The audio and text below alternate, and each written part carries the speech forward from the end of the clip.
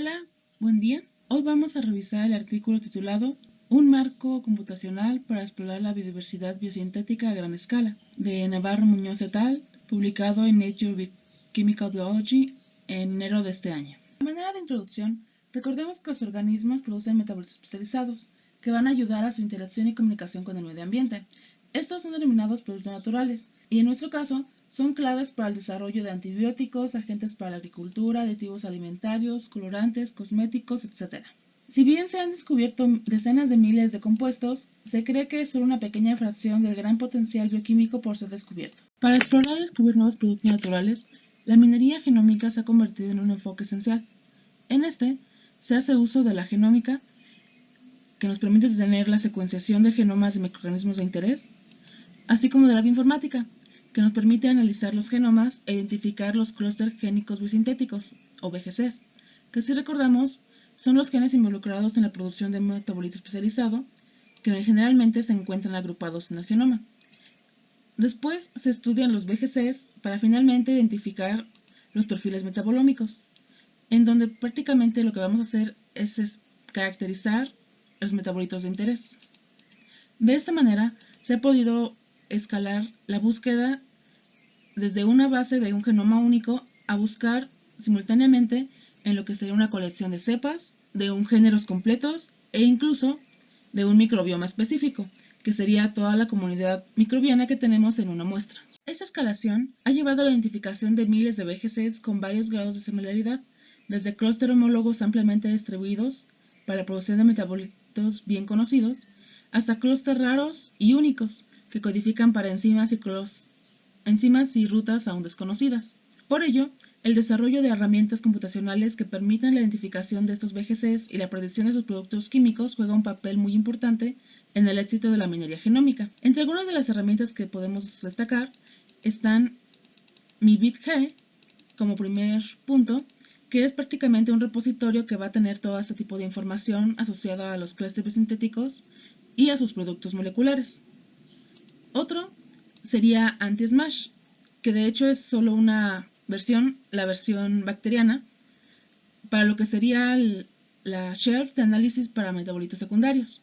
Este es prácticamente un software que permite identificar clústeres sintéticos en diversas clases de metabolitos secundarios, mediante la alineación de lo que serían regiones identificadas del clúster con sus homólogos más cercanos dentro de una base de datos. Sin embargo, a la fecha no está disponible ningún marco bioinformático disponible para analizar efectivamente conjuntos de datos de un gran tamaño y complejidad como sería esta escalación de múltiples genomas a la vez. Y entre los problemas que se presentan podemos mencionar uno, la falla para medir la similitud en clústeres fragmentados.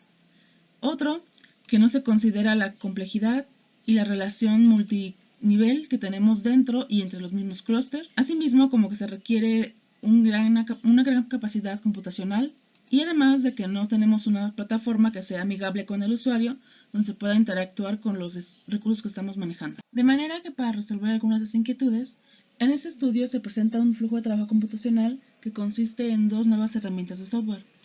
Por un lado se tiene a Vidscape, el cual facilita las redes de similitud entre los clústeres sintéticos y las familias de clúster. Por el otro lado se tiene a Corazón, el cual analiza las relaciones evolucionarias que existen dentro de las familias de clúster, de manera que nos lleva a la identificación de familias que producen moléculas con modificaciones químicas similares y esperamos funcionalidades similares. Ahora vamos a hablar un poco más detalladamente de cada uno de ellos dos. En primer lugar tenemos a Vidscape, que es el acrónimo para Motor de Prospección y Agrupación de Similitud de Genes Biosintéticos. Este utiliza como archivos de entrada las secuencias de los BGCs predichos por Anti-Smash y anotados en MyBic para generar las redes de similitud y ensamblar familias de clúster con el fin de combinar la fortaleza de ambas herramientas. Si bien puede trabajar sin la predicción de Anti-Smash, sí depende de esta predicción para separar los BGCs en su clase correcta y con ello reducir el tiempo computacional. De esta forma, el flujo de trabajo en Vidscape consiste en lo siguiente. Primero, las secuencias de nucleótidos que se tienen son trasladadas a secuencias de proteínas. Después, se buscan los dominios conservados utilizando la base de datos de PFAM. Luego, Los dominios encontrados se sobrelapan entre sí y se filtran. Son alineados de manera que se representan como cadenas concatenadas de dominios por cada uno de los clústeres individuales que se tienen. Después se calcula lo que será la distancia en base en tres diferentes métricas, que incluye en primer lugar un índice de Jaccard para medir el porcentaje compartido de los tipos de dominios. Después, un índice de adyacencia que mide el porcentaje de pares de dominios adyacentes entre sí, seguido de un índice de similitud de secuencia de dominio, que permite medir la identidad de secuencias entre los dominios de proteínas codificados en las secuencias de cada clúster. Algo importante de mencionar es que diferentes clases de VGCs van a tener una diferente dinámica evolucionaria y por tanto un diferente peso en cada uno de estos índices. De manera que cada una de los tipos de VGCs se van a tener métricas características. En este caso nos están mostrando un ejemplo de 4 familias, sin embargo se han calibrado los índices para 8 diferentes clases de VGCs en Vidscape. Hay dos formas de seleccionar los dominios dentro de cada VGC para el cálculo de la distancia. El primero es el modo global, donde se consideran todos los dominios y se utiliza cuando los VGCs están completos. Sin embargo, en este estudio se está introduciendo lo que ellos denominan un modo de alineamiento local, que se utilizaría en el caso de VGCs fragmentados, y el cual procede más o menos de esta manera. Primero, se encuentra el clúster común más largo de entre las cadenas de dominios que se tiene para los VGCs. En este caso, debe de tener al menos 3 genes o contener al menos un gen marcado como un centro bisintético por anti-smash. Después, el dominio es extendido hasta el final del clúster, ya sea hacia arriba o hacia abajo, según se tenga el menor número de genes para llegar al extremo del clúster. Luego, se hace el score de la extensión, en lo que sería ya la etapa de alineamiento, donde de acuerdo al valor se va a definir las familias o clanes de los VGCs. La siguiente herramienta es Corazón, que sería un acrónimo para Análisis Central de Ortólogos Sintéticos para priorizar grupos de genes de productos naturales, el cual, como se mencionó anteriormente, va a generar una filogenia multinivel de los VGCs dentro de cada una de las familias identificadas, utilizando la secuencia de su dominio común.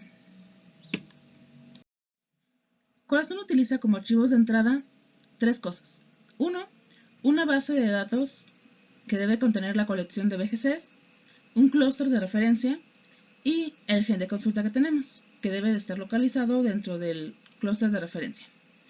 Primero, se identifican las variaciones en el clúster de referencia dentro de la base de datos.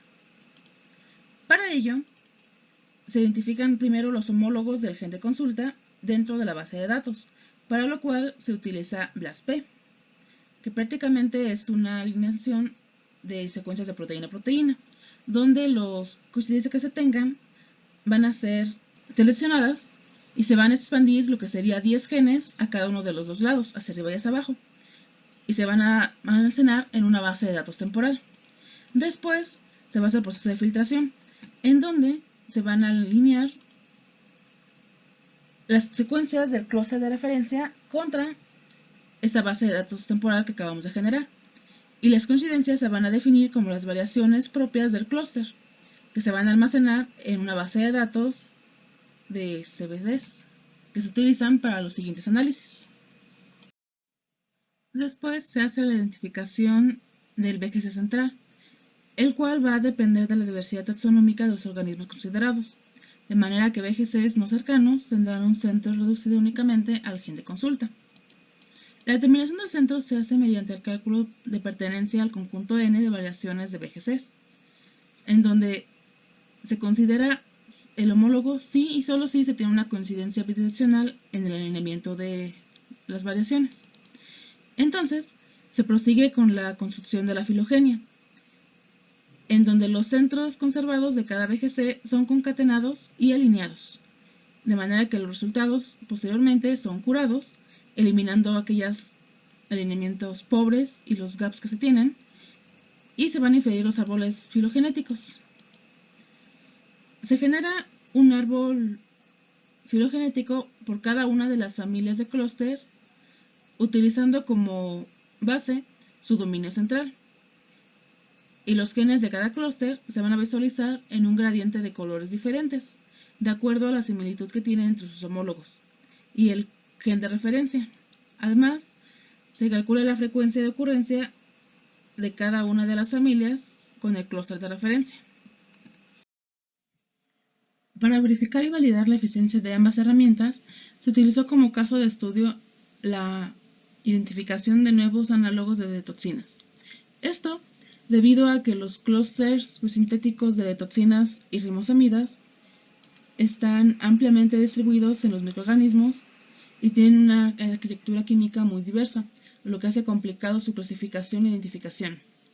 Se considera que el centro conservado de las detoxinas está compuesto por 3 elementos: una sintetasa peptídica no ribosomal, o NRPS, un híbrido entre una sintetasa no ribosomal y una sintetasa policéptida, y un gen tipo Tau-D. Sin embargo, debido a que el gen Tau-D está presente en todas las detoxinas y a diferencia de las sintetasas es único en el del metabolismo secundario, se utilizó en este caso para la validación como único gen central conservado para la definición de las familias de clústeres. De esta forma, el set de datos del caso de estudio consistió en 2.831 genomas de actinobacterias, 1.393 clústeres de referencia obtenidas de MyBic, 103 genomas completos del género Streptomyces obtenidos del NCBI, 2 genomas correspondientes a grupos externos, la secuencia de E. coli de un gen Tau-D que fue utilizado como gen de consulta, y la base de datos, bueno, en el caso ya de corazón, reducida de los 2000 a 1917 genomas de actinobacterias. En los resultados obtenidos tenemos que en Vidscape se analizaron alrededor de 74.652 clústeres que fueron agrupados en 17.718 familias de clústeres. Estos a su vez ya en la parte de la red fueron validados incluso en 6 diferentes clados, que son los que se muestran en la parte de la izquierda. Tenemos por un lado al clado de amilolactosis P450, al clado P450 noir, el clado de las detoxinas, clado de las ribosamidas, un clado denominado supercluster y un clado desconocido por falta de los hits. En este tenemos que si varios fueron validados, hay otros que fueron específicamente identificados en este estudio, que son los que están en circulitos sombreados. En total se identificaron 105 nuevos clústeres sintéticos y que correspondió a 110 nuevas moléculas distribuidas en estos diferentes clados mencionados. En lo que fue ya el análisis de corazón, en particular se distinguieron 3 clados, lo que sería el superclado, el clado de las ribosamidas y el clado de las amilolactosis, en donde se tuvieron la identificación de 7 nuevas detoxinas, donde las estructuras se están esquematizando lo que serían los recuadros de la derecha, con las variaciones en los grupos funcionales señalados como los números 1, 2, 3, 4, 5, 6, 7. Ya como conclusión tenemos que la plataforma de Vidscape Corazón sí permite una exploración eficiente de lo que sería la diversidad biosintética dentro de una gran cantidad de colección de cepas para clústeres sintéticos, lo cual constituye una nueva clave para facilitar el estudio de los orígenes evolucionarios y la innovación de nuevos productos naturales. Y creo que por mi parte sería todo. Pues me queda decir nada más gracias.